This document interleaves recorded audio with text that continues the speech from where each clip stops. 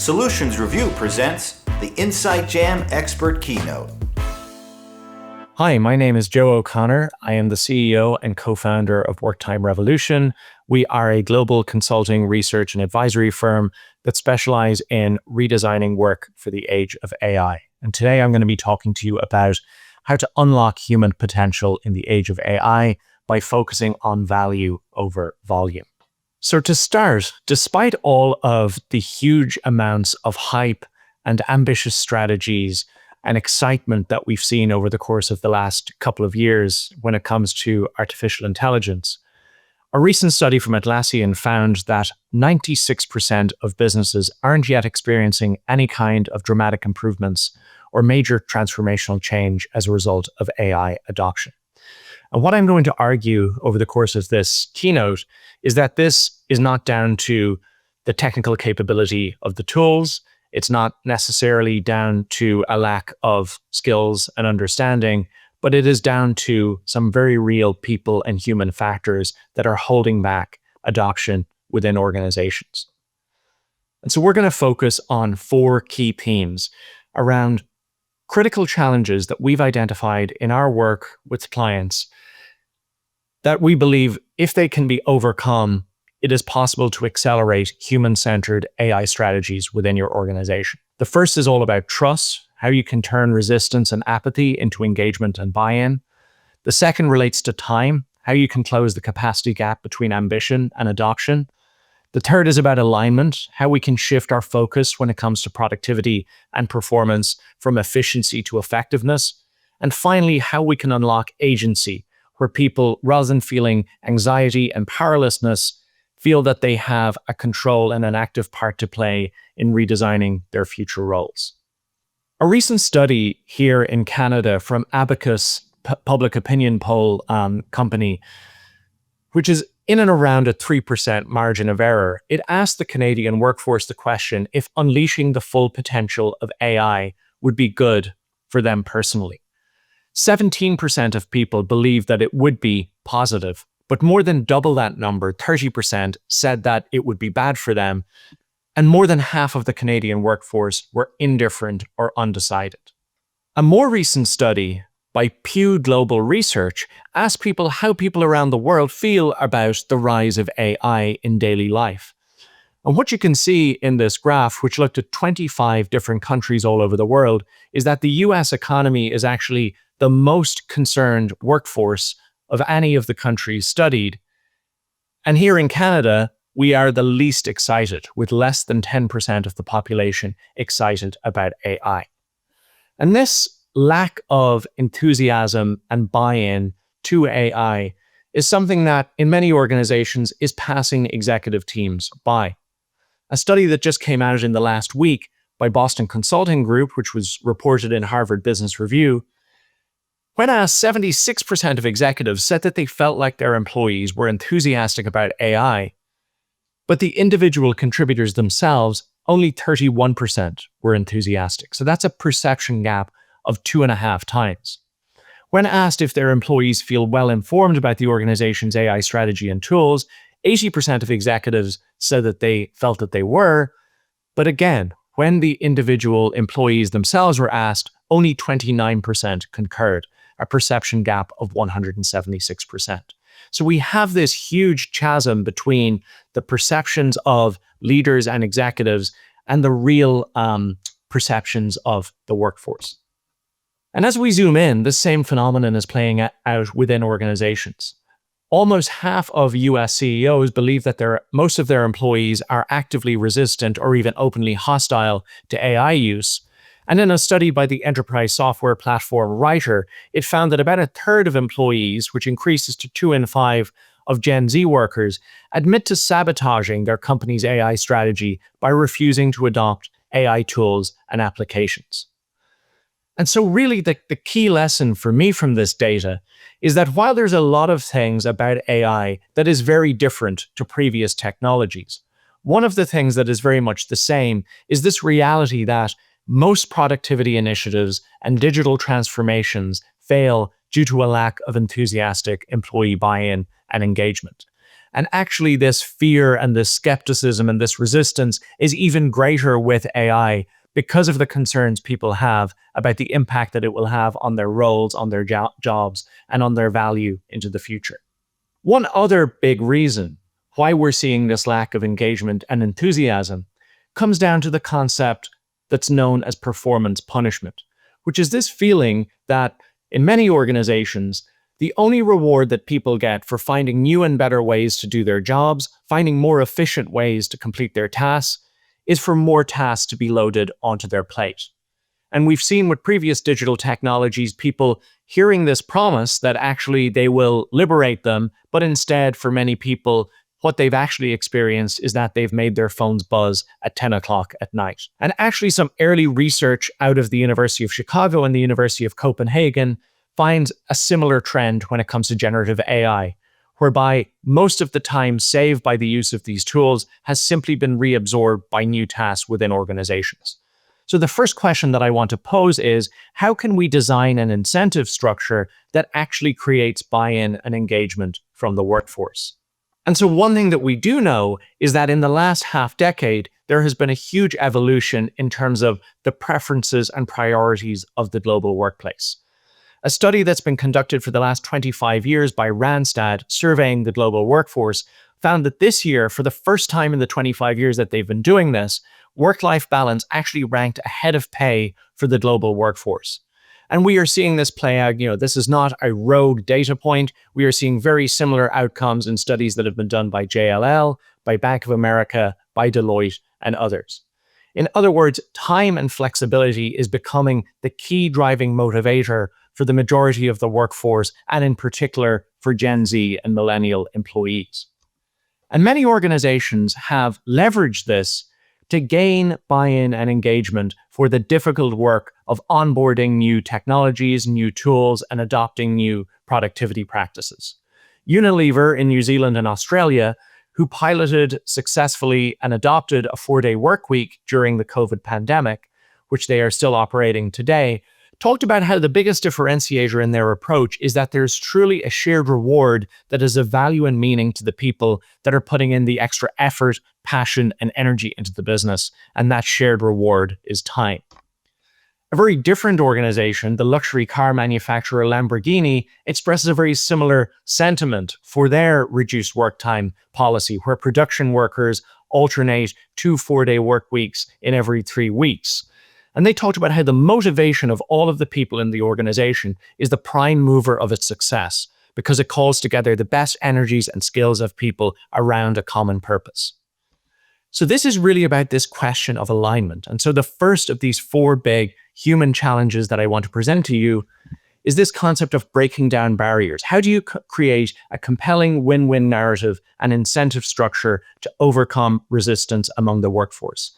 This might take the form of AI time dividends, where time reclaimed from through AI tools can actually be given back to the workforce. It can mean greater schedule flexibility. It can mean alleviation of additional workload pressures.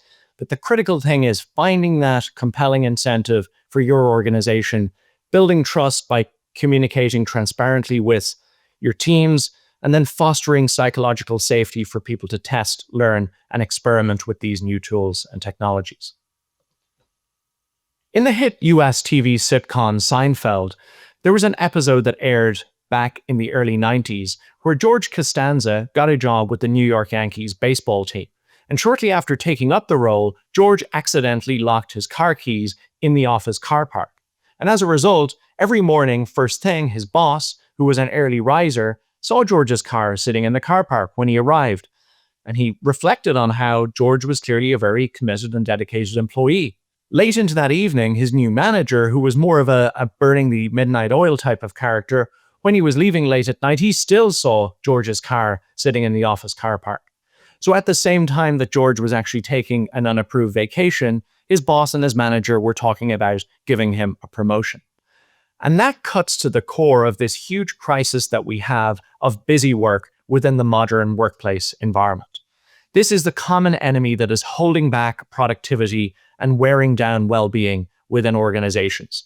2/3 of knowledge workers say that it is more important to respond quickly to messages than it is to make progress on their top priorities, because of the extent that we have hardwired this focus on activity, responsiveness, and availability as a proxy for productivity, results, and impact. According to a study from Asana, the average knowledge worker spends more than 103 hours in unnecessary meetings annually, more than 200 hours on duplicative work, and more than 350 hours talking about work. And so as a result, we have this chaotic, cluttered workplace experience, where despite the fact that we know from the organizational science that it takes more than 23 minutes for us to get back to our optimal focus and flow state every time we are distracted, interrupted, or switch contexts, we have created a world of work where the average knowledge worker switches tasks more than 300 times a day, switches apps or websites more than 1,200 times a day, and according to Microsoft's recently released Infinite Workday report, they studied real-time user data from their platforms and tools and found that people are interrupted by pings, notifications, or messages on average every 2 minutes. So what does this mean for AI adoption? Well, to give you a sneak preview of the Work Time Revolution Christmas card that we're sending to our clients, here you'll see Scrooge talking about how he wants Kermit to make AI his top priority. And Kermit's response is that he will get right to it after he finishes his other 67 top priorities that he is working on. And how this is playing out in organizations is that according to one of the biggest data sets that we now have on AI adoption, the Generative AI Outlook report that was released by the European Union back in June, the number one barrier to AI experimentation and learning is not skills, it is not tools, it is not cost, it is a lack of time. And those organizations that actually carve out protected time and space for people to learn, experiment, onboard these tools, collaborate with their colleagues to integrate AI into their workflows, they are 3 times more likely to report successful adoption. And the way this is playing out at an individual level is, according to LinkedIn research, more than half of professionals say that they feel like keeping up with this rapid pace of developments that is taking place with AI feels like taking on a second job. So my second critical message for you today is this idea that we cannot create AI capability in our organizations if we don't first create capacity. If our leaders are standing on conference stages talking about how big of a priority this is at a strategic organizational level, but yet our teams at a micro level are not able to make this a priority because they are expected to learn and upskill off the side of an overflowing desk or on their own time outside of work hours in the form of shadow AI, we are never going to be able to create the capability that's needed to accelerate AI strategies within our organizations. And we've worked with a number of clients who've taken a very different path, such as the Turn Lab, a creative marketing agency based here in Toronto, who worked with us to unblock capacity, free up wasted time from busy work and low-value activity to carve out and ring-fence a half day of what they called Focus Fridays for AI internships, dedicated to AI learning, collaboration, and upskilling. So this second area is all about how can you create dedicated time and structured support for people to learn, upskill, experiment, and adopt these new tools. The third thing that we need to think about is the impact of AI on how we measure productivity, how we lead and develop our teams, and the skills that will be required in the workplace of the future. And we know that this old, outdated industrial era definition of productivity that we often still default to of output divided by hours is very out of date and irrelevant to most modern workplace contexts. This made sense in an industrial context where we had assembly lines, standardized tasks, where really value was all about predictability and consistency. But we know that most modern knowledge work is different. In fact, you could very capably argue that even the modern factory and manufacturing world is very different as a result of the impact of technology. This relationship between a unit hour of labor and productive output is no longer as direct or as clear as it was a century ago. And this has really started to take hold way before the impact of AI has been felt on our workplaces. We know that productivity today is not just simply about hard work and long hours. It is a much more complex, holistic equation that, yes, includes hard work, but also includes things like the quality of time off, quality of exercise, healthy eating, sleep, and more. In fact, you could argue that there's a closer correlation between employee well-being and productivity than there is between hours worked and productivity in many modern industries. And AI is only going to serve to accelerate this phenomenon. If we think about the two major components of productivity, on one side we have efficiency, which is all about task speed, task volume, process speed, and process volume. On the other side, we have effectiveness, which is much more about our most human traits and skills, things like creativity, judgment, critical thinking, adaptability, connection. In a world where agentic AI can potentially, in the not-too-distant future, infinitely scale a repeatable process, from an employee's perspective, racing against the machine to become more efficient at your current tasks is likely to be a dead end. And leaders who are focused on trying to squeeze an extra 2 to 3 percentage points of efficiency out of their teams are also likely to be engaging in much of a pointless endeavor, because over time, much of the efficiency components of work are going to be outsourced to AI and automation.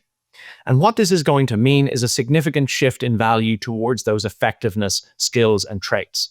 And those are the types of things that are more effectively leveraged through maximizing the energy, the recovery, and the motivation of our people than they are through squeezing every last drop of efficiency that we can.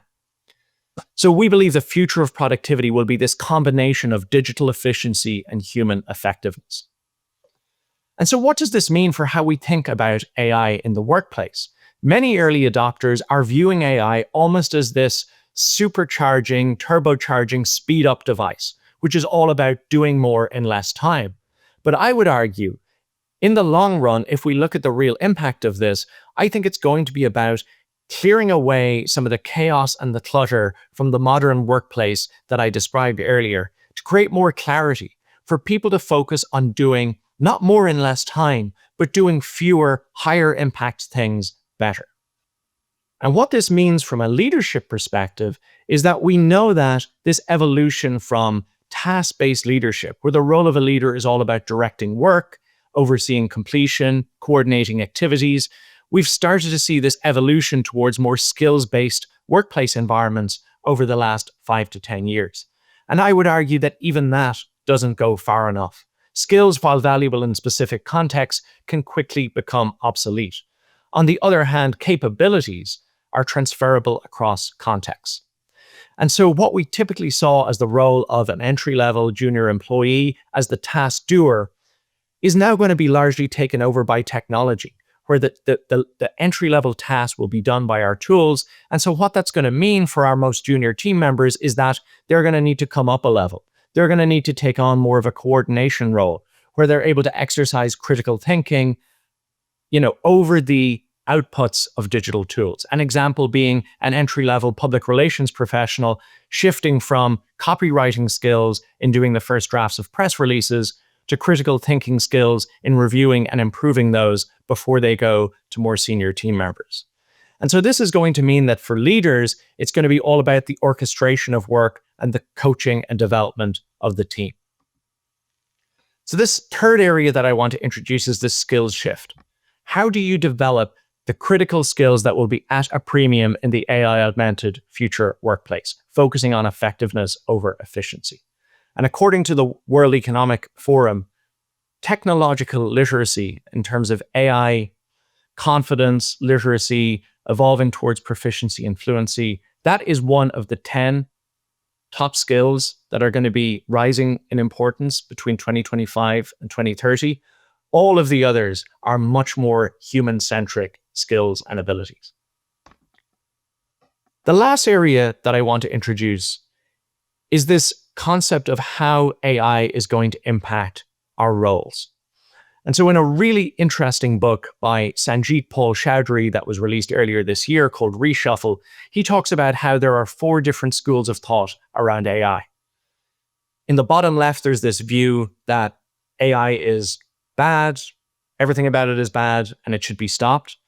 In the bottom right, you have this techno-optimist fantasy that everything about AI is good and it's going to solve all of our problems from climate change to loneliness.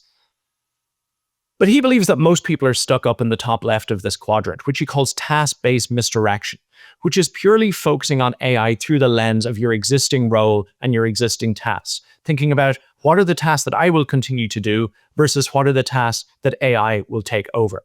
And he argues that actually the real impact of AI will be felt in the top right of this quadrant, which is that AI will deliver a systemic shift by rebundling our current jobs and tasks. In other words, he talks about how jobs are bundles of tasks focused on managing a constraint. AI will unbundle the job and therefore shift the constraint in the system. And then the contextual value will rise when you move to manage that new constraint. So real competitive advantage is all about rebundling those higher value components to solve new and different problems. So to think about this a little bit more specifically, if we think about the role of a knowledge worker, for me as a consultant, or for anyone out there who would be traditionally classified as a knowledge or an office-based or desk-based worker, the reality is that AI is going to significantly devalue knowledge. Knowledge is going to become commodified. Accessing information is going to become easier and cheaper than ever before. So purely relying on the value being in your experience, the knowledge that you hold, the information that you have, is no longer going to be sufficient to sustain value. But that doesn't mean that the value of the role itself will disappear. What it means is that the value will move up and down this value chain. In other words, in a world with infinite access to answers, the ability to ask the right questions become more important.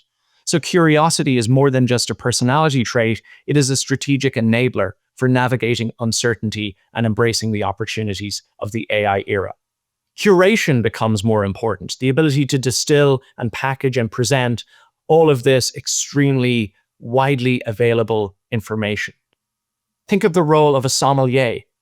When access to wine information became very, very easy for anyone to access, the role of the sommelier, one would have thought, should have disappeared, but it retained its value because of the role it plays in curating that knowledge and information. And then finally, judgment, the ability to make good judgments and decisions based on the information that's available. But the challenge that many modern organizations have with thinking in this way when it comes to the real impact of AI on people's roles is that we have this dynamic where many employees are sitting at home using ChatGPT or other large language models to ask about how susceptible their job might be to becoming displaced or replaced by AI in the future. While in parallel to that, you have these behind closed doors conversations happening where leadership teams are talking about what roles might no longer be necessary in the future. And this is creating a culture of fear and stasis and anxiety. And it does not provide the psychological safety that is necessary for people to ask the truly important, innovative questions about what the impact of AI on their roles might be. So instead of focusing purely on the impact on today's job and today's tasks, we should be shifting the conversations to what new problems can you solve? What new value can you create? How can you combine the high-value human skills and capabilities that you bring to the table with AI-enabled and augmented efficiency? So this fourth critical area is about transforming fear into opportunity by giving people an active bottom-up role in reimagining and co-creating their future roles. And I believe that those organizations that haven't chosen the short-term route to view AI purely through the lens of cost-cutting and creating healthier balance sheets through layoffs and redundancies, they are not the organizations that are going to be able to capture this value, because those are the organizations that are most likely to have this sense of fear and anxiety and feeling like AI is a threat rather than an opportunity. So the question, I think, for leaders is, do I see AI as an opportunity to do the same with less costs? Or do I see AI as an opportunity to invest in the workforce, invest in my people, and create new and better value with the same resource. So in summary, we believe the four-step transformation journey to unlocking human potential with AI starts with building psychological readiness, creating that buy-in and engagement with your team, creating clarity and psychological safety, shared purpose, direction, and alignment. Secondly, it's all about creating structural conditions, making the space in order for people to be able to make progress. Thirdly, it's about building the skills and confidence that are necessary to thrive in the AI era as we shift the focus from efficiency to effectiveness. And finally, it's about empowering role redesign, giving people an active role in exploring AI-augmented possibilities and evolved workflows by rebundling their current tasks alongside AI-augmented capabilities. I believe we're at a critical juncture. According to the Economic Policy Institute, between 1948 and 1973, during the dawn of the computing age, we saw a 97% jump in individual productivity, and alongside that, we saw an inflation-adjusted 91.3% increase in average hourly wages. Productivity gains were met with wage increases for the workforce. However, during the early internet age, between 1973 and 2013, productivity went up by another 74%, while average hourly compensation increased by just 9% when adjusted for inflation. In other words, workers in the age of smartphones, cloud computing, and broadband internet are still working the same hours as those who were around during the invention of the light bulb, and they're getting paid about the same as those who were around before the invention of the personal computer. And so if we think about some of the economic fragility and the social division and the political instability that we have seen in the US and across much of the Western world over the last 5 to 10 years, a lot of this has been driven by this sense that people felt left behind by the last great advancements that we had in the form of globalization and digitalization. And I think it is really critical that we don't make the same mistake when it comes to AI. I think that there is another road that we can follow. I'm an optimist. I think the future of work isn't a fixed destination, but it's ours to shape and to create. So I would encourage you to join me on the Human First Highway, which is all about flexibility, fairness, shared prosperity, and innovation, and this win-win mindset that it is possible to create a future where we have both better work and balanced lives coexisting together.